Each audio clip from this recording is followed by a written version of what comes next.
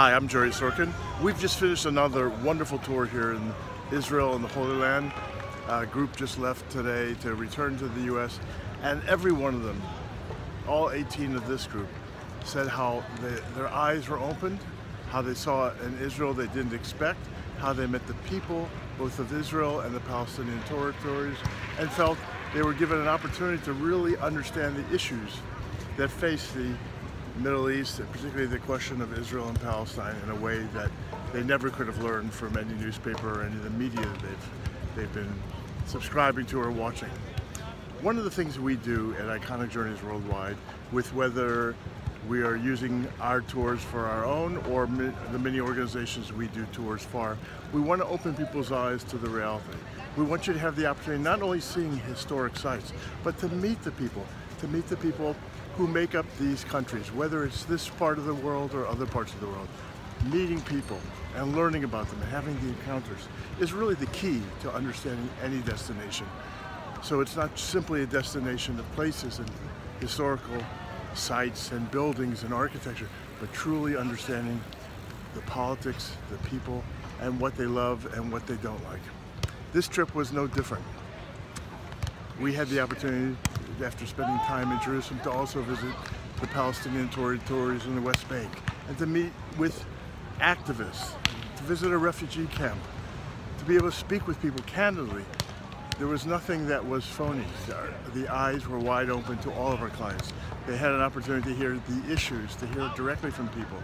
Yes, it's not a perfect world. We tried to shed light on some of the things that make this a very special part of the world and a very special country to visit. We hear things that in the media that often can be biased depending on who's reporting them. But you have to see for yourself, because there are some aspects that many people don't know here in Israel. For example, we learned and met with members of the Arab high-tech community. Yes, everyone hears about Israel, the startup nation, Waze, the navigation system, Checkpoint, and so many other software that we use every day, parts of our cell phone that were developed by Israelis. But whoever hears about the Arab tech, well, it's relatively behind, much considerably, than that of the Israeli Jewish community. However, we went to an Arab high-tech incubator, and it was very interesting to hear two of the entrepreneurs spoke about where their funding is coming from. That is coming from Israeli investors who believe in what they're doing, who believe in their technology, and want to help the Arab communities develop economically so they're not left behind.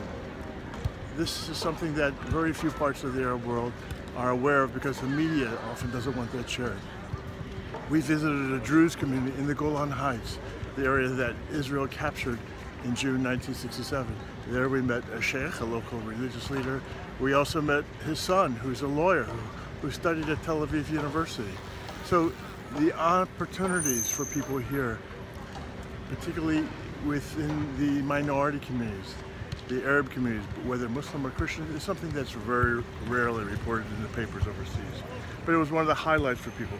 We met with senior PLO officials in Ramallah and also with Palestinians in Bethlehem to hear about what is the situation, what are their hopes, what are their aspirations, what do they realistically hope will happen. The fact that there's disillusionment within their leadership, about their leadership, and how to go forward was something we heard from everyone. What do they realistically think can be the accommodation they can one day come to with the Israelis and their hopes for peace? This we heard so many places. How to achieve that? That's an interesting question, but we were hearing from everyone. We got to visit a community in the north on the kibbutz, where while the kibbutz movement, the old socialist movement, which was so prevalent in Israel in the 50s and 60s, is now somewhat of a bankrupt system, just like the Soviet Union and other socialistic systems. We heard about how the different kibbutzim are now privatizing. People take on new projects as a way both for the kibbutz and themselves to make money.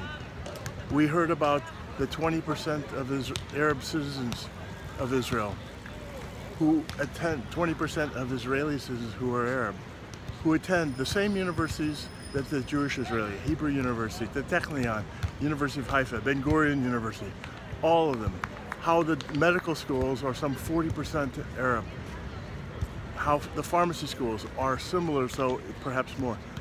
What we heard on this trip and the people we got to meet enlightened everyone. And one of the things that we like to do on our tours at Iconic Journeys Worldwide, we'll be happy to show you all the sites, which we do. Everyone saw the beautiful historic sites, Christian, Muslim, and Jewish throughout this land. But getting to speak to people, be able to ask them unfettered questions and hear what they say, this is what really makes understanding a destination special.